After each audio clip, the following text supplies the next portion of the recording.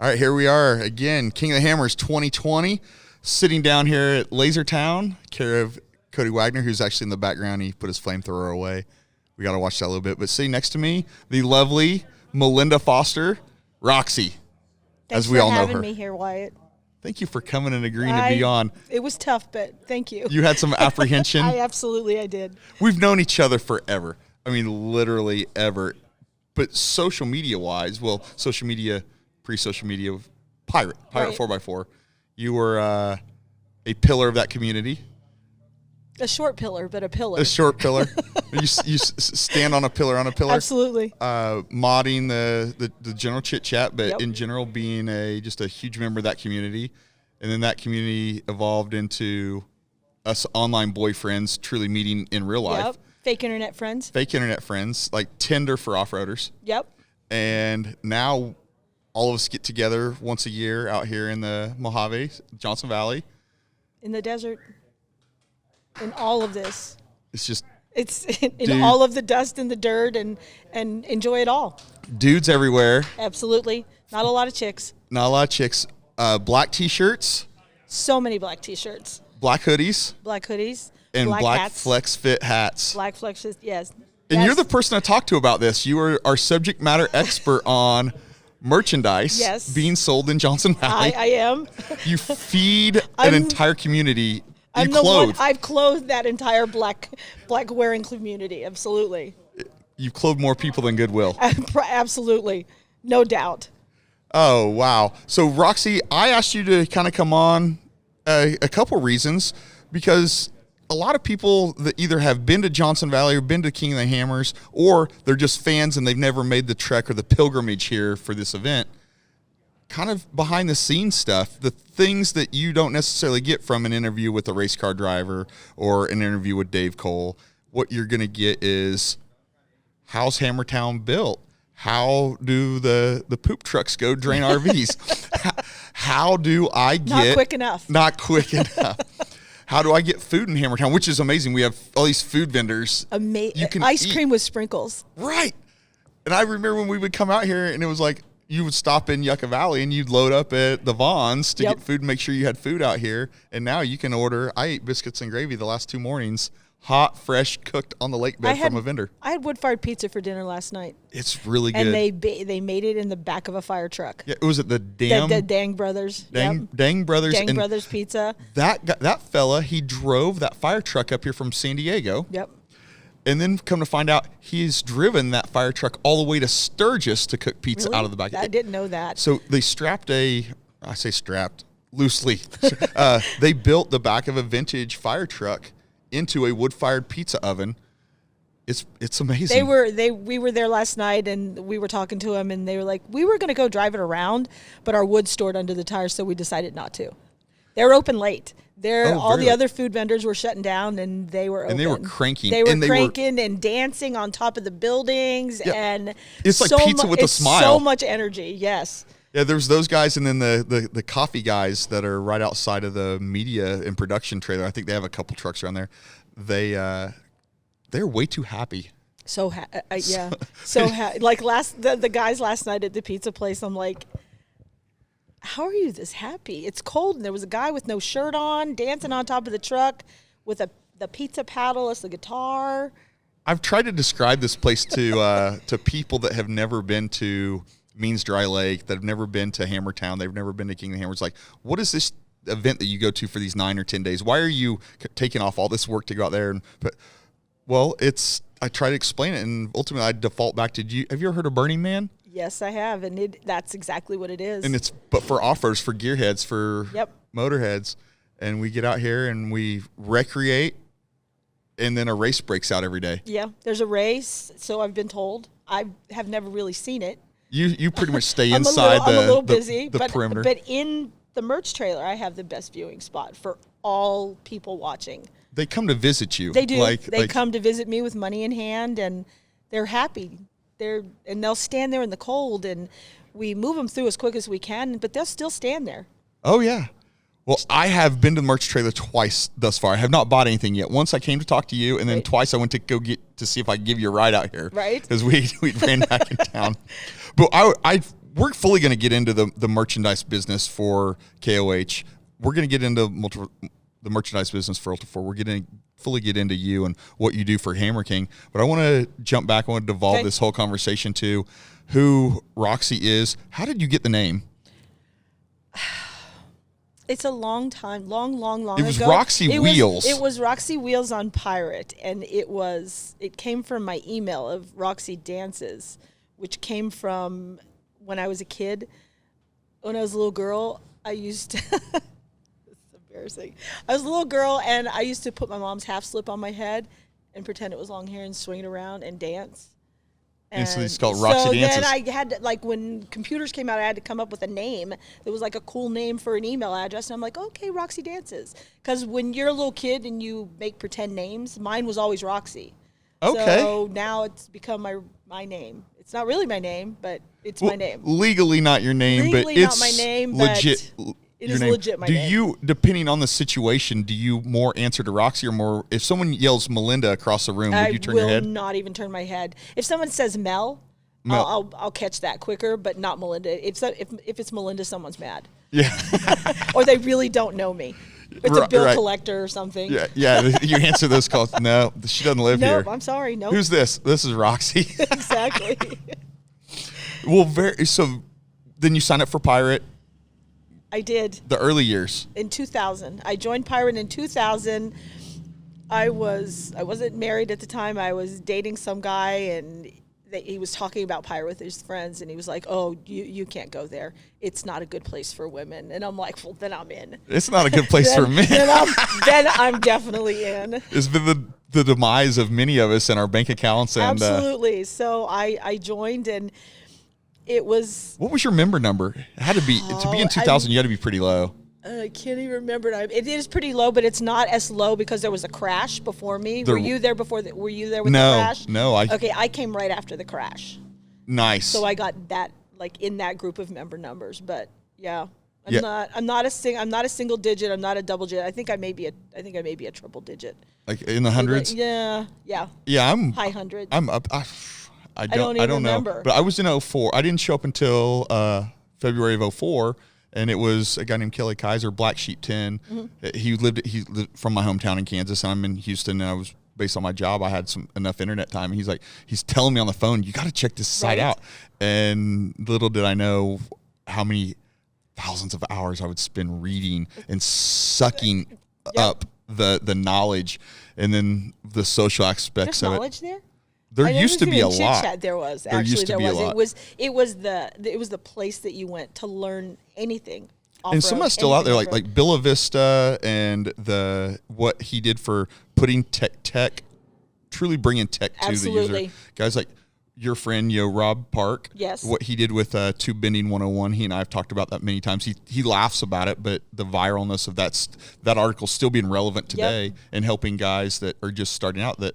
They weren't even born yet when Rob wrote that. But it broke it down so that, like, the novice could understand it. Tube bending for us idiots. Exactly. Yeah, and we could do it. And like Bill Vista being one, but then it became everyone trying to kind of one up themselves on tech. Yep. And there was always the Tuesday questions. Yes. Which was, what size lift do I need to fit 35s on my JK? And it's like, well, these 31s search fit my noob. Stuff. Exactly. Search noob. And then later there became like a newbie forums. There were newbie forums, and they were moderated, and you couldn't be mean to them. That's when it started to get a little softer. You could still be mean to them outside in the other forums, but you couldn't be mean to them in the newbie forum. In the newbie forum, they were at least asking in the right place. Yes, they were. And then out of that, even then they were stupid. So some of them were so stupid. I'm not just some of the questions. It was just. We all have to start. I jump back. We all have to start somewhere, and we all started somewhere. And some of us were insanely blessed with like having father figures or mother figures or whatever that taught us something. Yes. Like we had Dawson Allington in the other day interviewed Dawson, and his mom had taught him how to sew and do quilts. And I actually thought when he told me he was into quilting that he was trolling me. Right. I thought he was trolling me. No, it turns out he's very capable. Well, that leads to so many things. One, repairing clothes or making clothes or whatever. But upholstery, car upholstery. Absolutely. It's crazy. Like we know how to weld. Well, somebody still has to know how to sew. You know Chris Bolger. I do know Chris Bolger. Chris Bolger is an amazing quilter. Really? Amazing. That is his zen. What? I mean, Amazing. talk about some insider background information And of who he's we made are. quilts for, like, he's done T-shirt quilts and used to raffle them for the Save the Hammers campaign. See, that's exactly what not raffling it, but the using race team shirts. They're leftover. They're old events, and you don't want. I have stacks of old events. I still have your Roxy Bash shirt from like 2004 or something. I have a black I don't even know that Roxy I have Bash. them. Now you know what? Well, my wife doesn't let me wear them anymore, but Right. I still have the stacks, and she likes them because she uses them to wrap stuff. And when they get pushed in boxes, like vases, like we're not going to use this vase, or the Christmas decorations, they get wrapped up in T-shirts. And it's like, oh, that's where that shirt went. I really like that. No, you're not taking that. You're not one. wearing that. It says 2003. No one should rightfully still own a T-shirt that's 15 years old. It's funny to see, so John James was OG-13. Yeah. And so he still has his original shirt, and it doesn't fit him anymore, so now his son Luke wears it. Ha! Well, one of the guys that we had yesterday, he brought one of the Jimmy's 4x4 guys, and he was wearing this Jimmy's 4x4 T-shirt that had it looked like moth holes, but it was welder holes. We know what welder holes look like in exactly. T-shirts. And this thing is almost threadbare, and I go, man, you should really tell Randy Rod to like give his guys some nicer shirts. And he's like, whoa. This is actually my lucky shirt. Right. I've worn it for all these events, and we've had these successes. That's why I'm wearing it. Right. And then tomorrow I will put on another shirt over it and my hoodie over it, but it's going to be on me all week long as this undershirt. I'm like, but we have our superstitions. Everybody has their superstitions. Absolutely. Oh man. So many memories. So you running Chit Chat, you were brutal. You ruled with I was mean. I did. As they call it, the band hammer. The band hammer, yeah. And if you really crossed you would say, like, don't make me stick a fork in your neck. Don't make me. No. I would give warnings most times, unless it was just completely egregious. You cannot do that, and it was going to get us in trouble otherwise. So. But like they crossed over the 35%. Exactly, absolutely. Over and the people are going to 35%. say, like, what's the 35%? Well, people can go anywhere on the internet and find porn. I mean, you can accidentally click on the wrong link and find yourself in a pornado. Right, but a pornado. Where it's just, and you just can't, I was surfing I was something completely different. I was looking for something for a recipe for a certain kind of pie for Thanksgiving, and it was not what I wanted. It went wrong path super fast. But Pirate, had rules. Like, you did not cross. You did not post. We didn't want to get on the watch. We didn't want to get on the list of, like, the business. Because obviously it was super, super busy during the day, and everybody was obviously online during their day job from work. So we didn't want to get on that we didn't want to be blocked. You guys had rules, and it was the 35% rule. If there was 35% or less skin, it was not allowed. It was not allowed. And then you get a warning, or some of them they self-moderated to a point, and if they didn't like the person, they weeded themselves out. They'd message me and tell me. Right. No, that happened too. There was some. Pirate got to be very well known in the. And there were trolls. There were trolls. Originally, I wasn't able to ban, but I could call in a ban. Right. And then finally, Lance is like, "Here, just go ahead. Go ahead. Just go ahead. I'm tired of you messing with me." So then we have a story like that about Dave telling you. Then I was able to ban, and then I would try to be. It's really tough to be fair. It's really tough to go, I don't really like you. And now I have to make a nice decision whether I want to keep you. Really, should you go because I hate you, or should you go just because you did something wrong? So it's just you tempering your actions with wisdom. Yeah. And some days, depending on the day, if you didn't get your coffee right that day, or you got cut off on the highway that morning, you might be a little bit angry. You're like, don't push it today. Sometimes I'd have to take a step away, and let one of the other mods get after it. No, I'd have to just walk away and go, okay. All right, now let's come back. Well, I love that you set the tone, and people got in line with it. And then once that tone had been set for so long, if other people crossed it, you almost didn't have to moderate because the crowd moderated for you. Like I said, and they began to self-moderate. Yeah. And that was the community. And that's ultimately what happens out here at the Hammers. There's some self-moderation. The crowd doesn't get insanely stupid. And humans are smart. We are very intelligent individuals. We know right from wrong. But in a collective, do not underestimate the stupidity of humans in a collective group. And that and the mob mentality. Yeah. The mob mentality of pirate. One person did something wrong to someone. There'd be the pile-on. The Wenzel. Yeah. Do you remember Wenzel? Yeah. Wenzel? Charlie Wenzel. Yep. I From think it was San Luis Obispo. The fact is, I remember this is crazy. I believe it was it Brakes or something? I think he sold to Mocha Mike. And he screwed him. He screwed him on the deal, and then it was on. It was on, and our member numbers climbed because it was just spreading all throughout the internet. And that poor guy. I mean, and now they're termed as Wenzelites because they came because of that thread, and then some of them just stayed. They like the environment. They like the community, which is funny. We had the conversation right before we started this about the people that have joined the off-road community because someone has introduced them to it, not necessarily because they were wheelers or they were wrenchers or they were into off-roading, but somebody turned them on for some reason, and the next thing you know, they're following and they're engaged. And I just had a conversation this past Wednesday at my daughter's gymnastics with a lady, a friend of ours, that walked up and she goes, "Oh my gosh, I've been listening to your podcast. Thank you so much for posting that. They're the craziest people. They're the craziest stories." And you know them? And I'm like, yeah, I do know them. How do you know that? Why do you know them? I've got the same thing. I've gotten some messages. They're like, how do you know so-and-so? Well, I work for King of the Hammers. Oh, you work for King of the Hammers? Oh, really? How did you get that job? How did you get that job? Well, I basically didn't have a choice. Sure. I didn't have a choice. I just kind of was there. So you jumped around quite a bit. You lived in Southern California when you kind of got in. You were into the off-road scene. That's how you got to be friends with all these guys. That's how you knew Dave Cole. That's how you got introduced to your husband, Robert. Yes. Did Dave introduce you guys? Dave did introduce us. Does he claim it? He will absolutely claim it. Oh, okay. He will absolutely claim it. He's very proud of it.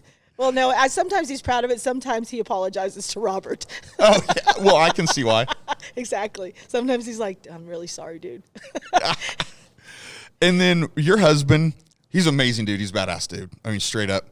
He is a racer. Yes. He has raced, but he's also serving this country. He did. Yes, he is. He's medically retired now. And how many years did he do? It was quite a few. He did 10 years. Yeah. 10 years before he was. And you guys bounced around the country. Yep. We were stationed in Fort Hood, which everybody at the time I was like, "Oh God, I hate Texas." But now you live back there, and I live there, so it came back to bite me. So everybody's like, "Oh, please don't judge us on Fort Hood."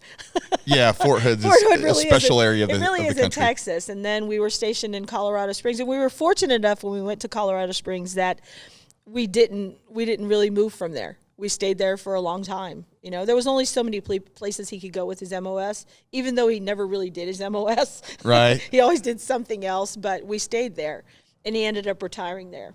And you guys, by location, got to know another kind of famous ULTRA4 guy. JT Taylor. JT Taylor. My pal. He is. He is my pal. He's a lot of people's pal, but he's really especially yours. He is. He's like a brother. I was going to say like a baby. He has it. It depends on the day. Depends on the day. Or like a really, really needy other husband. I can definitely see that. Without any benefits at all. Let me clear that. Yeah, no, absolutely. Absolutely. I think anyone that listens to that will be like, "Oh, she's so right." If you've ever seen JT and I interact, sometimes we scare people because we fight like an old married couple. We're a little brutal. It makes some people nervous because he'll throw me on the ground. Oh, he's a damn right. He spent Christmas with my family this year. I know. He told me. He said it was wonderful. My family loved him. My kids, we'd had like Rob Usnick has stopped and stayed with us on his way when he was moved from his post in El Paso to North Carolina. I miss Rob. We're a little tangent here. Rob has his charter fishing operation in Panama City Beach. He was also recently the most iconic driver, or most iconic event. Like one of the second one. I think he was number 2. He found that out the day after he retired from 26 years in the Army. And he had a class as he was about to retire. The Army sets you up with some classes. And at the end of that class, they gave him 20 minutes, said, if there's one job that you wanted to do after this, Google it and see if you can find jobs in that. And so Rob is sitting in an office there for this training, and he Googles up like island fishing. He has a charter operation, and he even has a podcast called The Fish Box, operating out of Panama City Beach. I didn't know that. And he has this charter fishing operation. It's really amazing. Right. So he's surfing, and he finds a job in the U.S. Virgin Islands, and he sends an email during this 20 minutes that the U.S. Army paid for him to look for another job after. Wow. He received a call in 30 minutes. He and his girlfriend, they flew down a few weeks ago to the U.S. Virgin Islands to check out the job. Right. And he sold his charter fishing boat yesterday. And Rob Usnick and his girlfriend are moving to the U.S. Virgin Islands. Wow. And he is going to run a charter fishing boat in the islands. That's amazing. It's crazy. Though. It so is now crazy. It's like if all of us who are tight with Rob over the last decade of racing here, or Nora or Baja, now we can go fishing with him. Yeah. Now if you want to go to the Virgin Islands, Rob Usnick, he's now running fishing boats out of, I believe it's St. Thomas. Huh. That's where we get scattered to the wind. Right? So sorry we get completely off subject, but JT stopping by and spend time, and that's what I feel about the community. We can live all over, anywhere in the world. Like Chris Bowler. I love Chris Bowler. Right. He lives in Wales. Got to see him the other day. We don't even say hello immediately. It's hugs. Right. Patting each other on the back and, hey brother, how are you? And it's like you. I've known you online for years. I've known you in person since about 2009. And when I see you in person, you just put a smile on my face because you're just like this. And some of it's a fake smile. I'm like, don't stab me. Is she mad or is she happy?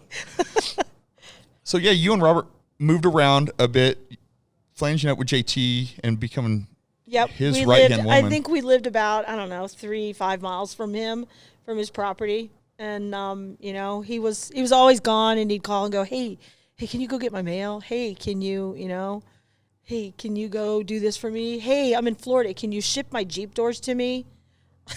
And there may be people that don't know who JT Taylor is. JT Taylor is global race operations for ULTRA4. Is that right? Global race operations head. Yes, head. Bald head. Bald head and all of it. He's an amazing human. We actually built when we raced, we actually built our race car in JT's shop. Yeah. Robert rented some space from him, and and I cleaned the shop.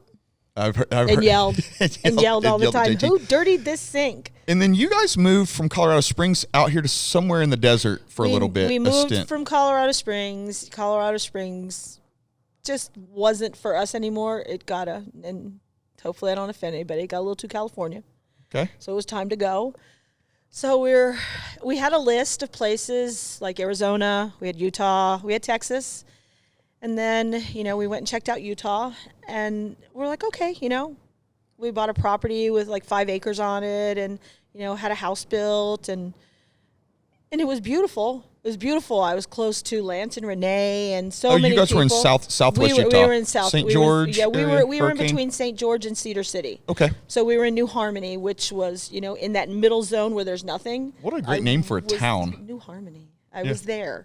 So, and it was beautiful, and, we had friends that bought property right up the street, and it was nice, but one day we're sitting there and we're like, why do we have 5 acres? What are we doing with this? And, Robert relies heavily on the VA, and the VA system just wasn't very good there. Okay. So, we had to make the choice to go. Just for the better of our lives. So I do know you guys. So you guys ended up moving to North Texas, and I remember reading on at least Facebook, you had some commentary where you were looking for locations, and it had to be close to a VA. I needed some decent VAs, and we went out and we went through all like the Dallas-Fort Worth area VAs, and there's multiple, and that's a good thing because if you find one and it's not good, now you have options. Yep. in Utah, I didn't have an option. My next option was to drive 2.5 hours to Vegas for a decent VA. So now you guys are welcome back to Texas. Now we're in Texas, y'all. Texas, you've taken to it so well, totally have. so quickly, and you have visited a Buc-ee's. Oh, I love Buc-ee's so much. I love Buc-ee's. If you haven't been to a Buc-ee's, then you need to go to a Buc-ee's. I Christmas shopped at Buc-ee's. Did you? I think JT did too. In Baytown, my wife literally dropped him a pin for where he needed to stop. He called me to tell me he was in Buc-ee's. It's a crazy he's like place. a girl. He loves to talk on the phone. Well, he gets so much windshield time. He does. And so when he calls me, I'm good. That means, he's probably trying to stay awake or something. Yep. I get that. He's, he is that. And so, yeah, you're in Texas, and you actually shocked me recently when you get to the point, and we still haven't got there talking about the merchandise, right. But you get to a point where you're like, it's all got to go. We got to make room for the new stuff for 2020. It's got to go. Make me a deal. I will ship it to you. There's a reason for that. Yeah, you need the room. It needs to go on. So you did a post. Maybe it's an email. I did a sale. I had a sale. And I was like, it's right before Christmas. And so I went and bought stuff for my son.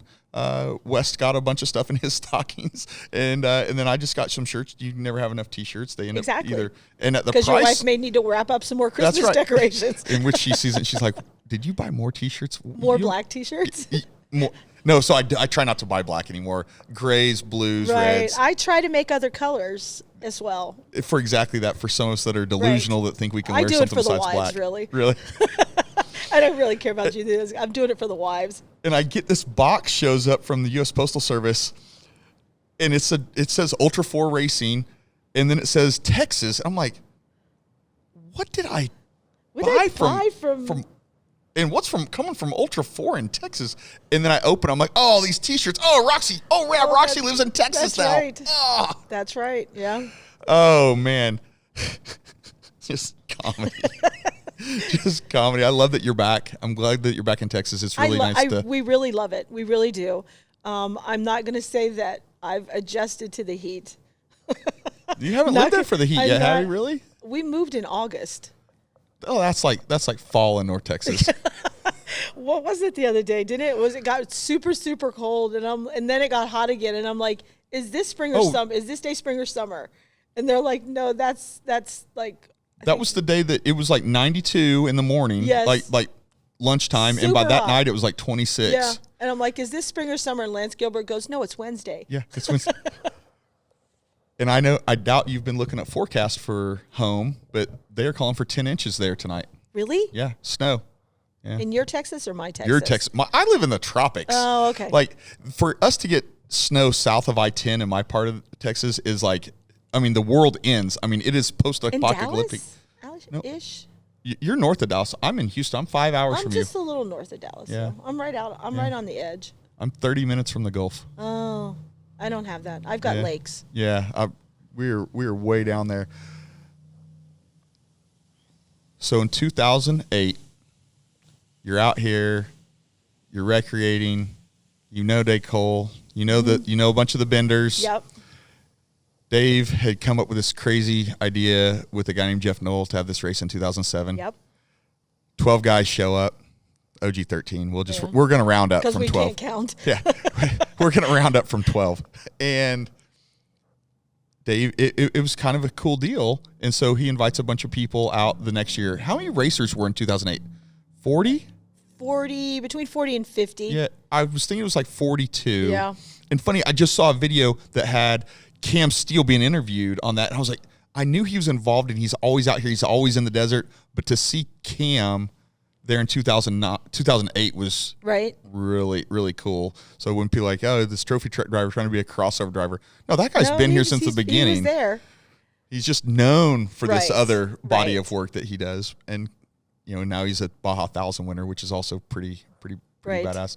But in 2008, Dave had some shirts made, like a box. He had one box. He had this one box of shirts. I don't even know how many were in it. And he's just trying to do the race. And it was obviously not the craziness that it is now. Obviously, it was like 40 or 50 people and their friends. And there was no pits. Everybody was just parked around. And the race, basically. It was a camp out. It was a camp out, absolutely. And then, like, your race was marked with some caution tape, and it was nothing like it is. And he had this box, and he's like, do you think can you see if anybody will buy these? You know, maybe you could sell a couple or whatever, see what you can do. And I'm like, okay. And he came back later, and he's like, and I'm like, they're gone. Yeah, they're all gone. They're gone? And he's like, well, I have these DVDs, too. And then they went. I have these DVDs. Can you help me with those? And there it is. And then 09. I never escaped. Here, I'm still here. 09, you did a little bit more. We did. I remember there was even beanies in 09. I think so, yes. And I think Dave was very proud because it was a pink camouflage beanie that he ordered. And that worked out well. And he wore it. Oh, he wore it. He wore it, absolutely. Yeah, he did. Yeah. And then the merchandise world kind of just more and more and more. And as we've added on fans and more people to our group, our friends, our community, continue to sell more and more, and people are consuming more and more of these things. All the things are consuming all the things.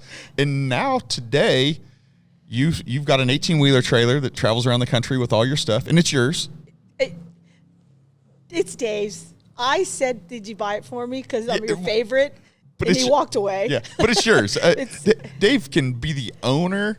I keep it clean. I keep it, That is Roxy's domain. It is. And out of that, somewhere in there, I'm going to guess roughly 2013-ish, Dave just kind of made you the head of merch. He kind of said, he was involved with it up until, not that he's not involved, but he was involved, and I would always have to call and get approval on things and stuff, and finally he just called and said, merch is yours. You're fully capable. Merch is yours. You're a grown-ass woman. You can do this. Merch is yours. Make it happen. And then you've struggled a little bit with having vendors that have been able to meet your demands, meet your timelines, meet your quantities, and each year the quantities go up, absolutely, and up and up. And you've helped multiple businesses grow their operations. But you're the guys that you're with today, how long have you been with them? I believe this is our 5th or 6th year.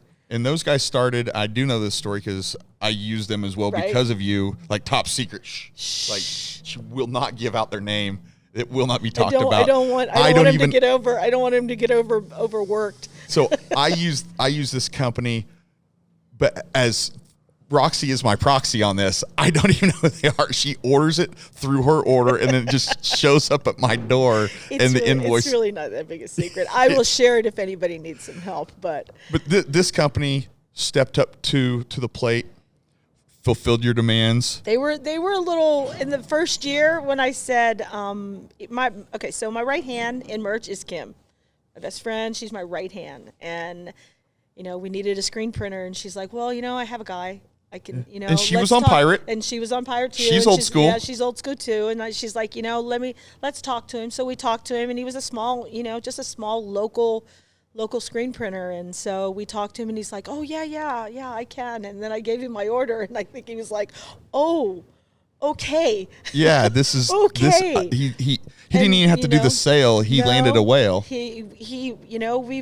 There's been growing pains. Yeah, absolutely. There's been growing pains, but he's grown with it, and he's expanded. Same as this operation. Absolutely. He's expanded his business with it. He's in an office park, and, originally it was like one small building, and now as people have moved out next to him, he's taken their spaces, and he's added on larger and larger, better equipment, and he's picked up other customers now. He's absolutely picked up other customers. But it took. He's doing some tribe shirts right now. Amazing. I even remember sending Adam to send Adam your way. Yeah. And then Adam, and now that you're in Texas, so you're exactly. You're inside You're inside the circle of trust. Perfect. This guy was able to meet demands, and he's able to get commitment. Add equipment. He's been able to add on other customers because he's grown. His capabilities have grown, and he's been able to ultimately. Jobs. He's been able to add jobs in his community. He does. He's been able to add employees. He brings in temporary employees during that time, and he's helped me out because he'll have people that are helping with my order, and then when they're done helping with my order, they come out here. I've hired them. Yeah, they come out here. They come out here and they work with me. I have three people in my tent, in my trailer right now that have worked with my printer, and that have like, can we come out and help? So absolutely, you can come out. So one of your guys, I don't know which one, but you have one of your guys. I'm sharing an RV with one of your guys, but I haven't ever seen him. Which one? Really? I don't know his name either. Which are you in? Which RV are you in? I'm in 23. Are you with Ryan Del Ponte? Yes. Oh, that's Kim's son, Thomas. Okay, so I'm with Thomas. Well, this is the first time I've heard his name. So there you go. I'm sharing a roommate with Thomas. Yes. Kim's son. Okay, cool. Yep. I haven't seen him yet. He's working, and he's enjoying Hammertown at night. Yeah, absolutely, as he should. Absolutely. He's been ripping. Hopefully, I didn't wake him up this morning because I had to be out here. No, he's fine. Way too early. Sleep through it. He's fine. He had to come to work anyway. Those guys, that screen printer, you just slam them with how many months ahead of time do they start building up the I bulk? will tell you that on Friday, as we see who the winner is, we start planning then. Yeah. We start planning then because we're like, okay, who won? Okay, so what's our color scheme going to be? What are we going to do? And then we start rolling from there. We have my staff, we have a Facebook group, and we plan, and they're like, hey, what about this? Hey, what about that? And then I start talking to Rick about it, and that's my printer. Start talking to him, and okay, we're going to do this. And we talk about equipment. And he's like family now. Yeah. He'll call me and be excited. Look at this new dryer I bought. And he sends me photos of this huge dryer. Look at this he's now at it. He has 2 auto presses. Look at these auto presses I've got. And it's knocked out the order so much faster for him. But he still has little ladies that he hires to come in. All those T-shirts, they're hand folded and hand bagged. And there's no machine doing that. I wanted to touch on that in the sense that I've seen you on your social media, like anyone that doesn't come here, doesn't buy the stuff, or is watching from afar. Truly, how many shirts could they order? What's that number? And I've seen the social media post of stacks. I'm 6 foot tall, and there's people that look like dwarfs next to these stacks of black T-shirts that are being done just for King of Hammers. It's tens of thousands. It's a lot of shirts. It's a lot of shirts, a lot of hoodies. Rick also does my embroidery, so he's added that on since he became my screen printer. As a matter of fact, I am wearing a hat. Absolutely. That Roxy helped me get made. There you go. He did this one too. And mine's the Make Pirate Great Again. It's awesome. It makes me laugh so because awesome. Pirate will never be great again, but gosh, we can harken back to those days. We can hope. We can hope. But we go talent tank hats, we go pick up the merchandise. We have, I think it's 38 foot trailer, one of Dave's, and it's a tall trailer, and you pack it all the way as full as it goes to the gills. I think we're maxed out this year because the transmission in my truck was stuttering. It did not like that. No, yeah, you're overweight. Yeah, we're overweight. Yeah, at least in California, you're not supposed to go faster than 55. No, we were struggling on that a little bit a couple times. Couldn't even. Robert was cringing. And then the success this week so far at the merch trailer, every time I've gone by, like I said, I've been by twice, and the line is you have like if you go to an amusement park, we have a queue. The queue. Yep, we do. do. The queue zigs and zags, and it's always about 30 to 50 deep. It is, and what's crazy is we added another register this year, so now we have another. I don't want to stand in line. No. I don't want people to stand in line. People have other cool things to do in Hammertown than stand in line for a T-shirt. So we try and get them through as fast as we can. And added another register, and the lines are still there. But there's been a couple times where we're like, oh, look at that, we cleared that line out, and then you go back to take a drink really quick, and you walk back out, and there's 40 more people, and I'm like, where are they all coming from? And one thing, before we even get further past this, and adding the register and stuff, you do have some unique, you do have some event specific stuff going on down there, but there is a lot of your stuff is available on the ULTRA4 Racing store. Yes, it is. And you can click on there. You can click on it, and they're shipping to you now. And in fact, my screen printer is doing the shipping. Oh, you have graduated. Absolutely. You have farmed it out. Look at you. High fives. Right? I used to, actually, years ago, we would shut down the website. We wouldn't ship because there was, there's nobody to ship it. There was just nobody to ship. We were all here, and we would shut it down, and then I would go home and have all those orders after this to go home and ship. And then one year we were like, what if we ship from the lake bed? That would be cool.